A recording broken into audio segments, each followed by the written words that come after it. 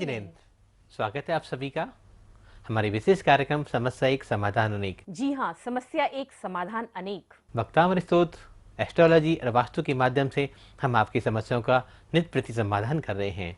ये जो विशेष श्रृंखला चल रही है, ये वक्तामर के 48 काव्यों की श्रृंखला चल रही है। मैं डॉक्टर प्रदीप जैन, मैं डॉक्टर प्रिया जैन। वक्तामर स्तोत्र पर हम दोनों ने रिसर्च करी है, पीएचडी करी है। अपने 12 वर्षों में हमने जो कुछ जाना सीखा, हम आपके साथ साझा कर रहे हैं, शेयर कर रहे हैं अपने अनुभव, अपना ज्ञान है तो नहीं, लेकिन फिर भी जो कुछ परमात्मा की कृपा से उपलब्ध हुआ है, वो कोशिश है कि वो आपके पास पहुंचाया जाए, जन जन तक पहुंचाया जाए। ये एक हमारा छोटा सा प्रयास है। यदि हमसे कोई त्रुटि हो गई हो तो हमें आप सब लोग क्षमा कीजिएगा और अपना फीडबैक जरूर दें, मार्गदर्शन करें हमारा, तो हमें बड़ी खुशी और प्रसन्नता होगी। लेकिन बहुत सारे कॉल्स डेली आते हैं। आपकी जागरूकता, ये उत्सुकता जानने में हमें बड़ी खुशी होती है कि हम जो कर रहे हैं वो सही कर रहे हैं, सही पथ पे जा रहे हैं। सबसे ज़्यादा बात आती है कि उच्चारण की। उच्चारण लोग नहीं कर पाते और हम पूरे एपिसोड्स में सबसे ज़्यादा जो प्रेशर दे रहे हैं, ध्यान दे रहे हैं या सिखाना चाह रहे हैं, वो उच्चारण ही करना सिखा रहे हैं। दो चीज़ बहुत काम करती हैं, आपका उच्चारण और आपकी श्रद्धा। ये दोनों चीज़ नहीं है तो भक्तामर तो एक बार पढ़ लो, 1000 बार पढ़ लो, 1 लाख बार पढ़ लो, कोई फायदा होने वाला नहीं है। आज हमने गिनतियों पर अटक गए। हम कितनी बार पढ़ना है, कितने दिन पढ़ना है, कब तक पढ़ना है।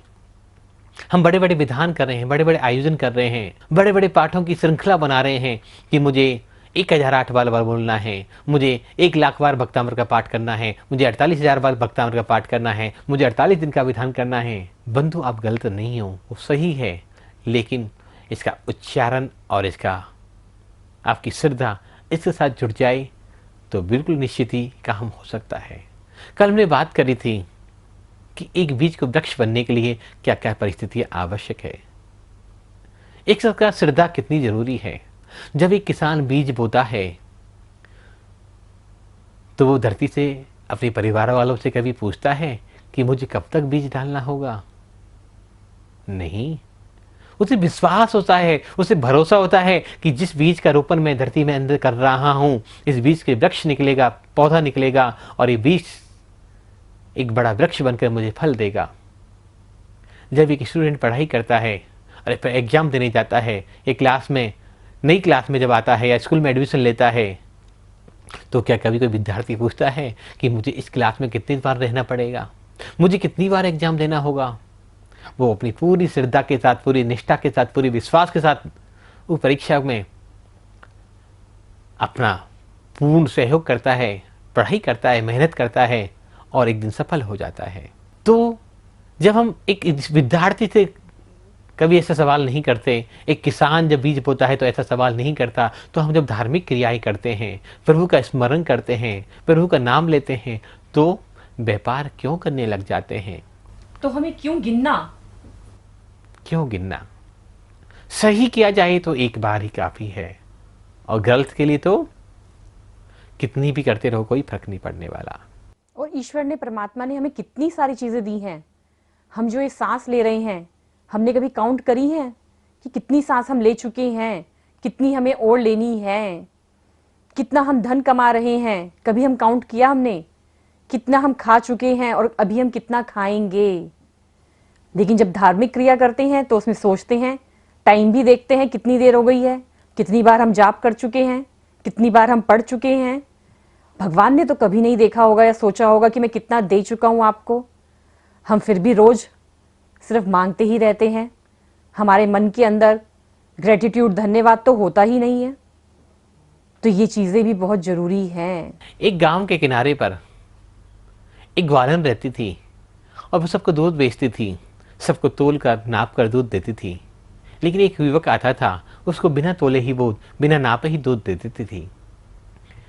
एक साधु महाराज जो नई नई बस्ती में आए थे, उन्होंने इस ग्वालन को कई दिनों से लगातार देख रहे थे कि ग्वालन सबको तोल तोल कर दूध देती है, लेकिन इसको, इस नवयुवक को बिना तोले ही दूध दे देती है। एक दिन उन साधु महाराज से रहा नहीं गया, उस ग्वालन से पूछते हैं कि बेटा, मेरे मन में कई दिनों से ये विचार था कि मैं तुझसे पूछूं ये जो नवयुवक आता है तो उसको बिना तोले ही दूध दे देती है, इसका रहस्य क्या है? तो वो ग्वालन और नवयुवती कहती है कि बाबा, ये जो युवक आता है, ये युवक मेरा प्रेमी है, मैं इससे प्यार करती हूँ। तो जहाँ मैं प्यार करती हूँ उसको हिसाब किताब कैसे रखना, उसको तोल कर कैसा देना। तो जिस परमात्मा ने हमें सब कुछ दिया है, जिस परमात्मा के हम अंश हैं, जिस परमात्मा के हम वंशज हैं, क्या उसी के नाम को गिन गिन कर किया जाएगा? उसी के नाम को तोल तोल कर आगे बढ़ा जाएगा?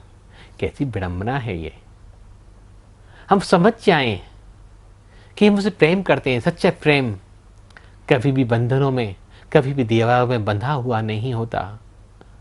और उस परम पिता परमात्मा, उस प्रकृति से, अपने आराध्य से, चाहे उसने सृष्टि को बनाया या नहीं बनाया, लेकिन हमारा सोर्स सिर्फ वही है कि हमें उसमें ही लीन हो जाना है और जिस पथ पे वो आगे बढ़े उस पथ पे निरंतर आगे बढ़ते जाना है। तो उसका नाम लेते हुए गिनती क्यों जरूरी है? दिन गिनना क्यों जरूरी है? समय देखना क्यों जरूरी है? तो जब तक हम उससे प्रेम करें, जब तक हमारी उससे चाहत बनी रहे, तब तक हमें उसका स्मरण करते रहना चाहिए। हर पल आनंद में डूबे रहना चाहिए। और जो आनंद में डूब जाता है, जो मस्ती में डूब जाता है अपने परमात्मा की, वो सब कुछ पा लेता है। प्रेम भक्ति का एक रूप है। और आचार्य मानतुंग स्वामी ने जिस काल में भक्तामृत स्तोत्र की रचना करी, वो पूरा युग भक्ति काल था। उस भक्ति काल में मानतुंग स्वामी ने क्या कभी आपने देखा पूरे भक्तामृत स्तोत्र में एक भी काव्य में उन्होंने शिकायत करी हो, अपना दुख या रोना रोया हो, अपनी पीड़ा या परेशानी परमात्मा को बताई हो? क्योंकि वो प्रेम करते थे, वो भक्ति कर रहे हैं, वो श्रद्धा से झुक रहे हैं उनके चरणों में। और जो ऐसी स्तुति करता है तो वो स्तुति का महत्व भी जानता है, उस स्तुति का फल क्या मिलने वाला है वो ये भी जानता है। तो मानतुंग स्वामी जानते थे कि जब मैं अपने प्रभु, अपने आराध्य ऋषभदेव प्रभु की स्तुति करूंगा, प्रार्थना करूंगा, भक्ति करूंगा, तो मेरे कर्मों की निर्जरा हो जाएगी और मैं उत्तम सुख को प्राप्त कर जाऊंगा। हम किसी भी कार्य को प्रारंभ करते हैं तो विकल्प पहले खड़े हो जाते हैं, होगा या नहीं होगा, कब तक करना है, कितने दिन करना है, कैसे करना है। भक्ति कोई व्यापार नहीं है, भक्ति कोई समझौता नहीं है। भक्ति तो सिर्फ एक आनंद है, भक्ति तो एक विश्वास है, भक्ति तो एक श्रद्धा है जिसमें सिर्फ और सिर्फ डूब के जाना है। आज हम भक्तामृत के 8वें काव्य पर चर्चा करेंगे। 8वां काव्य एस्ट्रोलॉजिकल और नंबर्स, न्यूमरोलॉजिकल के हिसाब से, और दूसरा ये हमारे संसार और व्यवहारिक जीवन में किन कर्मों को दूर करता है।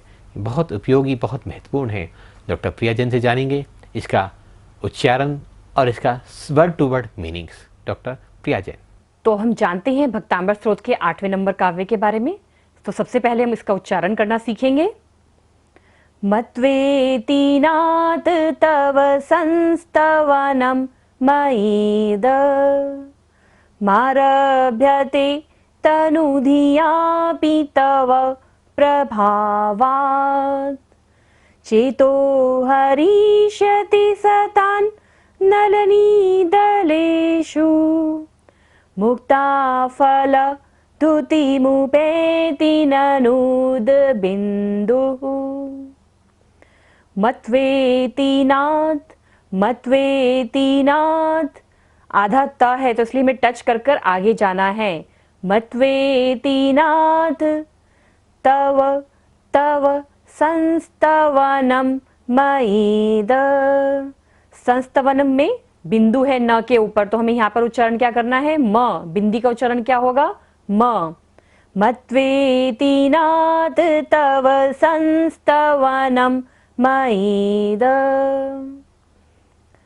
मारभ्यते, मारभ्यते तनु तनु मारभ्यते तनुधियापि तव प्रभावात्।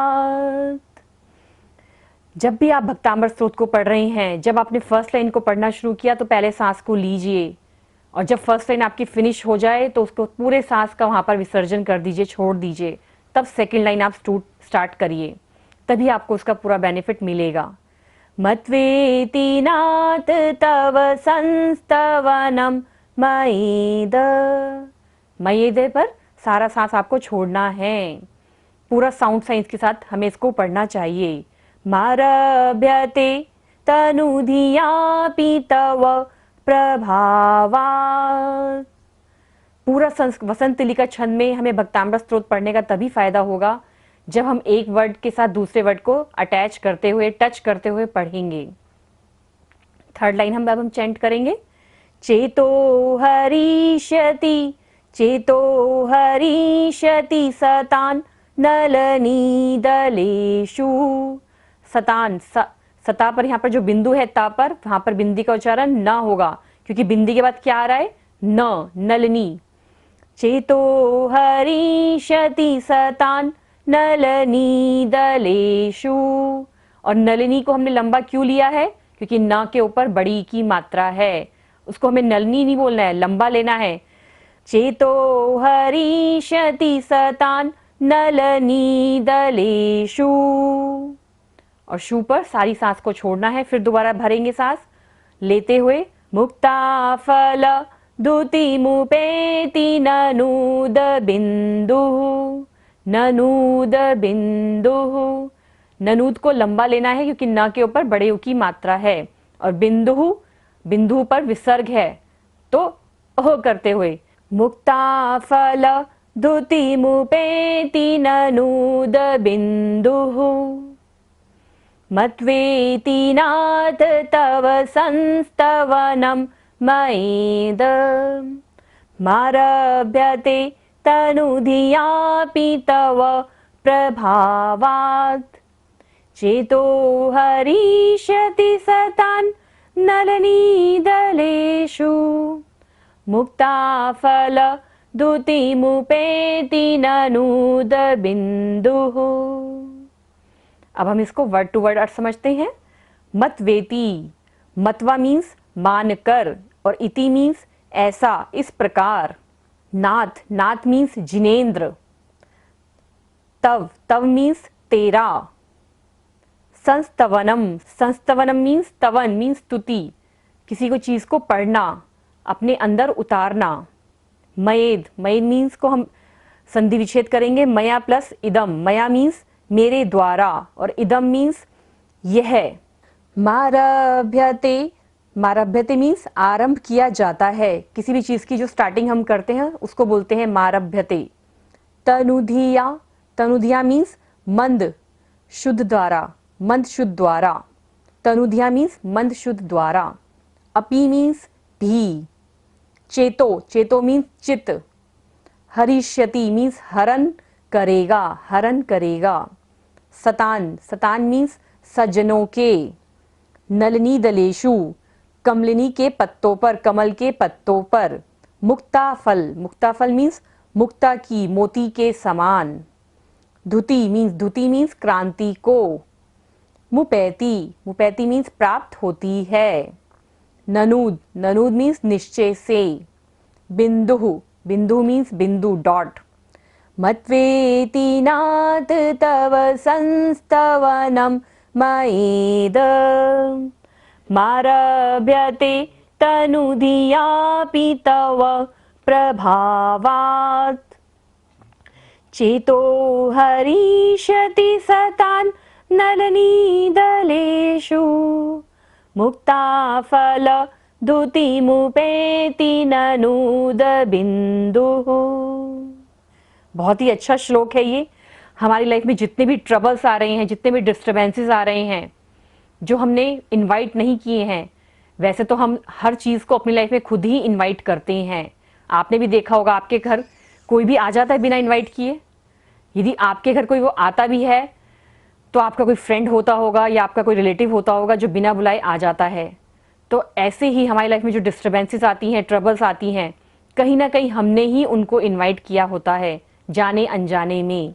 तो उन्हीं तरह की जो ट्रबल्स हमारी लाइफ में आ रही है, डिस्टर्बेंसेस आ रहे हैं, उन सभी ट्रबल्स को, डिस्टर्बेंसेस को फिनिश करने के लिए ये बहुत ही अच्छा काव्य है जिसको हम पढ़ना चाहिए। और ये जो श्लोक है हमारे प्रीवियस बर्थ से भी रिलेटेड है। हमने अपने पिछले जन्मों में कहीं ना कहीं किसी का मन दुखाया होगा, किसी को छेदा होगा, किसी को भेदा होगा, तो जिसके कारण आज हमारा परेशान है, हमारा जो प्रेजेंट है वो कहीं ना कहीं हमारी लाइफ में ट्रबल्स दे रहा है, हमारी लाइफ में डिस्टर्बेंसेस दे रहा है, तो उस प्रीवियस बर्थ के कर्मास की निर्जरा करने के लिए भी ये बहुत ही सुंदर काव्य है। हम सबको इसका काव्य का पाठ जरूर करना चाहिए, क्योंकि जाने अनजाने में ही सही हम कभी ना कभी किसी जीव को दुख दे देते हैं, लेकिन हमने कर्म तो बांध लिया, उस कर्म से तो हम जुड़ ही गए। तो जब हम भक्तामर का 8वां नंबर काव्य का पाठ करेंगे, तो मैं ये तो नहीं कह रही कि हाँ उस कर्म की आपकी पूरी निर्जरा हो जाएगी, लेकिन आपको उसमें कहीं ना कहीं राहत जरूर मिलेगी। इन चीज़ों का पाठ, भक्तामर स्तोत्र का पाठ करने से देखिए क्या होगा। मान लीजिए आपका एक्सीडेंट होना था और आपको 15 डेज तक हॉस्पिटल में एडमिट रहना था, आपका ऑपरेशन होना था, बहुत सारा एक्सपेंस होना था, लेकिन जब आप धर्म के साथ जुड़ जाते हैं, अपने ईश्वर को, अपने परमात्मा को अपना ध्यान लगाने लगते हैं, उस एनर्जी के साथ आप कनेक्ट हो जाते हैं, तो पैर तो जरूर में चोट लगेगी, लेकिन एक दिन ही घर में आप आराम करेंगे और अगले दिन आप ठीक हो जाएंगे। तो ये भी बहुत अच्छी चीज़ है कि हमने अपने उस कर्म को कहीं ना कहीं, उसकी जो डेंसिटी थी वो तो हमने कम कर ली, जो उसकी फ्रिक्वेंसी थी उसको तो हमने कम कर लिया, हमारे अंदर ताकत तो आ गई उसको झेलने की, उसको बर्दाश्त करने की। कई लोग ये क्वेश्चन करते हैं हमसे कि मैं इन चीज़ों का पाठ कर रहा हूँ, लेकिन तब भी मेरी लाइफ में बहुत सारी प्रॉब्लम्स हैं, बहुत सारी ट्रबल्स हैं, कुछ भी ठीक नहीं चल रहा है। नहीं, इन चीज़ों का पाठ करने से, मंदिर जाने से, देव दर्शन करने से हो सकता है कि इन बहुत बड़ी प्रॉब्लम्स आपकी लाइफ में आनी थी, लेकिन उसका कुछ पाठ ही आपके पास आया। इस श्लोक के बारे में और डिटेल में जानने के लिए आप हमारे YouTube चैनल पर भी देख सकते हैं, भक्तांबर मंत्रा हीलिंग, और हमारी जो वेबसाइट है www.bhaktambarmantrahealing.com, तो आप इस पर भी विजिट करिए यदि आपको और ज़्यादा जानकारी चाहिए श्लोक के बारे में, रिद्धि के बारे में, मंत्र के बारे में, इसकी व्याख्या के बारे में, और इसका क्या पर्पस है, और डिटेल में आपको जानने के लिए आप हमें हमारी वेबसाइट पर जरूर विजिट कीजिए। एक मैं चीज़ और आपको यहाँ पर बताना चाहूँगी, लोग भक्तांबर की स्पेलिंग ही कई बार गलत लिखते हैं, BHAKTAMAR, सही स्पेलिंग भक्तांबर की ये है BHAKTAMAR। लोग बीच में कई बार बी लिख देते हैं, कई बार बहुत सारी मिस्टेक्स करते हैं, तो आप प्लीज़ कम से कम भक्तांबर को लिखना हमें सही कोशिश करें कि सही लिखें, क्योंकि बहुत सारे व्हाट्सअप आते हैं, बहुत सारे मैसेजेस आते हैं, मेल्स आती हैं, उसमें लोगों को पता ही नहीं होता कि हमें लिखना कैसे है। तो जो चीज़ हम लिख रहे हैं उसी की वाइब्रेशंस हमारे साथ जुड़ रही हैं, तो हम इस वर्ड को सही लिखना सीखें। तो आगे आने वाले एपिसोड्स में आपको और जानकारी देंगे। तो आज के लिए सादर जय जिनेंद्र। जय जिनेंद्र।